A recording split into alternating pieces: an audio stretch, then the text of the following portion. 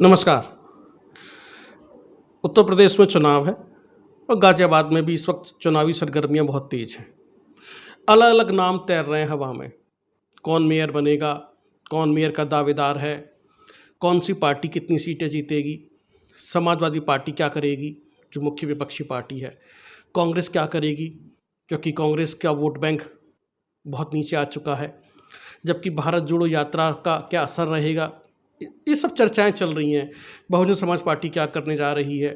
अलग-अलग तरह की चर्चाएँ हैं शहर में और इस वक़्त हर जगह सिर्फ़ यही चर्चा है, चाहे कोई ऑफ़िस हो या फिर चाय की दुकान हो, हर जगह यही चर्चा है कि इस बार गाज़ियाबाद का मेयर कौन बनने जा रहा है। क्योंकि मेयर की बात इसलिए हो रही है, पिछले चुनाव में मेयर जितने जीत कर आए थे यूपी से, उनका चुनावों में इस्तेमाल हुआ था गुजरात के, कि हमने यदि यूपी में ये प्रदर्शन किया है, तो गुजरात में हम किस तरह का प्रदर्शन कर सकते हैं। जैसा कि अमूमन होता है, पार्टीज़ करती हैं। लेकिन चर्चा का विषय कुछ और है। हमारे साथ में हैं डॉक्टर ब्रजपाल सिंह त्यागी। आप बहुत ही प्रतिष्ठित समाज सेवी हैं, बहुत सारे समाज सेवी संस्थाओं से जुड़े हुए हैं। उनसे जानने समझने की कोशिश करते हैं। डॉक्टर साहब, आपके पास भी तो चुनाव लड़ने के लिए इस तरह के प्रपोज़ल आते रहते होंगे। कोई न कोई कहता रहता होगा, कोई पार्टी संपर्क करती होगी कि चुनाव लड़ लीजिए। आप किस तरीके से देख रहे हैं चुनाव को और राजनीति को? एक्चुअल में जो एक आइडियल नेता होना चाहिए, आइडियल नेता वो है कि जो हमारे जितना भी जन आधार है, वो उनको प्यार दे, उनकी भावनाओं को समझे और उनकी हर तरह की हेल्प करने के लिए तैयार रहे।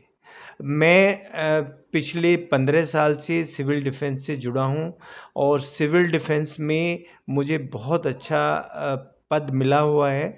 सिविल डिफेंस में एक लाइन होती है सीधी कि आप किसी राजनीति से नहीं जुड़ेंगे।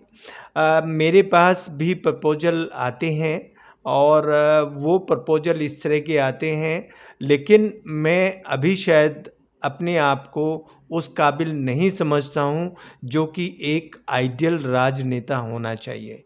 आइडियल राजनेता ऐसा होना चाहिए जो शहर की सारी चीज़ों को अपने आप समझे, अपने आप देखे, उसके रास्ते कैसे हैं, उसमें पानी ठीक से सप्लाई हो रहा है, नहीं हो रहा है और उसकी जो सड़कें हैं वो अच्छी हैं, एजुकेशन सिस्टम कैसा है, उसका सीवर का ड्रेनेज कैसा है और उसके साथ-साथ जो भी उनके संपर्क में लोग रहते हैं, वो क्या जो उनको बताया जाता है उसी हिसाब से अपने-अपने एरिये में काम कर रहे हैं।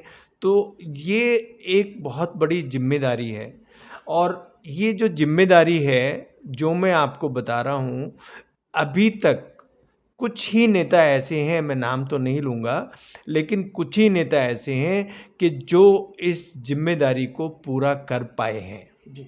जैसे भी आपने कहा, कुछ ही नेता ऐसे हैं जो ज़िम्मेदारी को पूरा कर पाते हैं। जब भी बरसात होती है तो पोल खुल जाती है नगर निगम की और पार्षदों की, दावों की। जीडीए की भी पोल खुल जाती है कि उन्होंने किस तरीके से काम किया है। सड़कें बह जाती हैं, गड्ढे हो जाते हैं। आज भी इस तरह की समस्याएँ बनी हुई हैं, जबकि इतना निर्माण होता है, इतना सब कुछ होता है, लेकिन तिजोरियाँ ज़रूर भर जाती हैं लोगों की। वो दिखाई देता है साफ-साफ। तो जैसा अभी आपने कहा, समाज सेवा करने के लिए राजनीति में जाना ज़रूरी नहीं है। आप समाज सेवी बन के भी करते रह सकते हैं। और डॉक्टर ब्रजपाल सिंह त्यागी गाज़ियाबाद के नेताओं से खुश नहीं हैं, जिस तरह की राजनीति वो कर रहे हैं। तो यानी कि न राजनीति ऐसी हो जिसके अंदर समाज सेवा शामिल हो। आप सिर्फ़ राजनीति ही कर रहे हैं, लेकिन समाज सेवा नहीं कर रहे हैं। डॉक्टर साहब, यदि पिछले 20 साल या 30 साल की हम बात करें, तो आपने या तो पिछले 4 चुनावों को देखें या 2 दशक के अंदर, 20 साल के अंदर किस तरह की राजनीति आपने देखी है? कितना बदलाव आया है यहाँ की राजनीति में?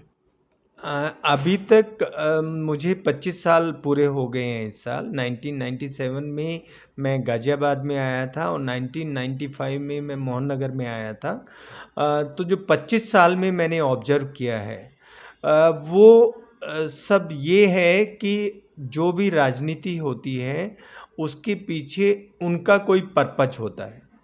कुछ सोसाइटी का पर्पज़ नहीं है। सोसाइटी का पर्पज़ मैं तब मानूँ जब हेल्थ का इंफ्रास्ट्रक्चर ठीक हो, एजुकेशन का इंफ्रास्ट्रक्चर ठीक हो, हमारी सड़कें ठीक हों, यहाँ पेड़ पौधे लगें, या जो साफ सफाई है वो हो।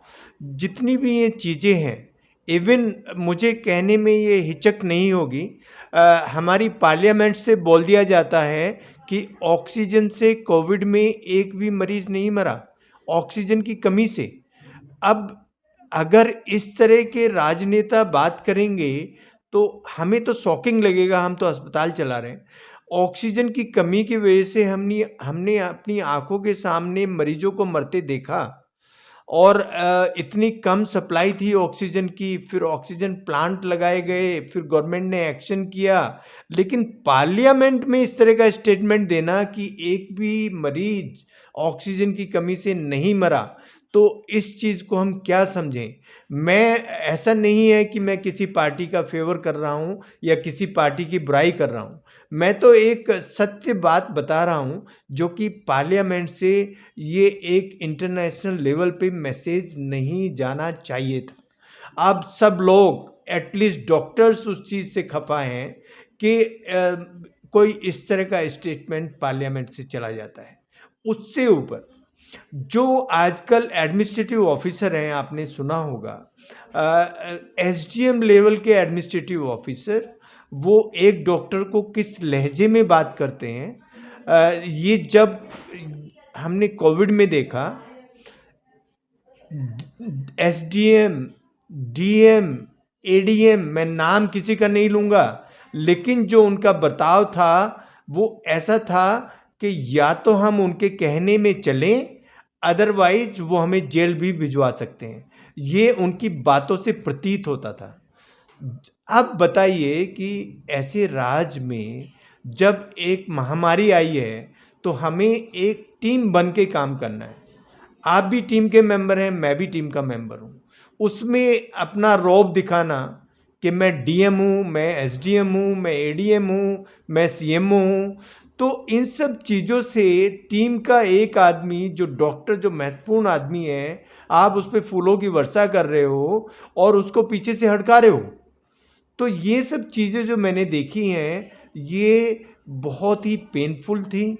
और अगर कोई ऐसी महामारी आती है, तो मैं ये गुजारिश करूँगा सभी से, अपने साथियों से भी गुजारिश करूँगा कि इन सब चीज़ों को हल्के से ना लें। हम एक टीम की तरह काम करें। महामारी के समय में कोई भी एडमिनिस्ट्रेशन, कोई भी नेता, सब आपका सहपाठी है, आपके साथ काम करेगा, किसी से डरने की ज़रूरत नहीं है। मेन प्रायोरिटी मेरी है मरीज़ को बचाना। तो मरीज़ को बचाने की प्रायोरिटी किसी की नहीं थी, सबकी प्रायोरिटी ये थी कि हमारे यहाँ से कोई नेगेटिव फीडबैक कहीं बाहर ना जाए। जी, आपने बहुत गंभीर मुद्दे को उठाया है, बहुत सारे सवाल आपने खड़े किए हैं।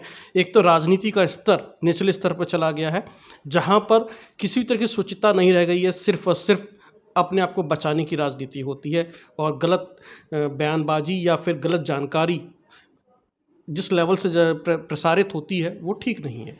दूसरा, जिस तरह से प्रशासनिक अफसरों का रवैया है, वो चिंता का विषय है। वो एक निरंकुशता की तरफ ले जाता है और मनमानी की तरफ लेके जाता है। इससे भी बचने की ज़रूरत है। दोनों लेवल पर रिफ़ॉर्म की ज़रूरत है, राजनीति में भी और प्रशासन में भी। जब तक इसमें रिफ़ॉर्म नहीं होगा, तब तक हम एक अच्छे समाज की या फिर एक अच्छे देश की परिकल्पना नहीं कर सकते। जो कहा जाता है कि विश्व गुरु हम बनेंगे या बनने जा रहे हैं, वो नहीं बन पाएंगे, वो सपना टूट जाएगा। क्योंकि जब तक हम अपना रवैया नहीं बदलेंगे, व्यवहार नहीं बदलेंगे, अपनी सोच नहीं बदलेंगे, तब तक ये नहीं होगा। और किसी भी अच्छी डेमोक्रेसी के लिए ज़रूरी है कि राजनीति और प्रशासन का रवैया अच्छा हो, वहाँ स्वच्छता हो, वो अपने उच्च स्तर की तरफ जाए, ना कि निचले स्तर की तरफ जाए। धन्यवाद। Thank you.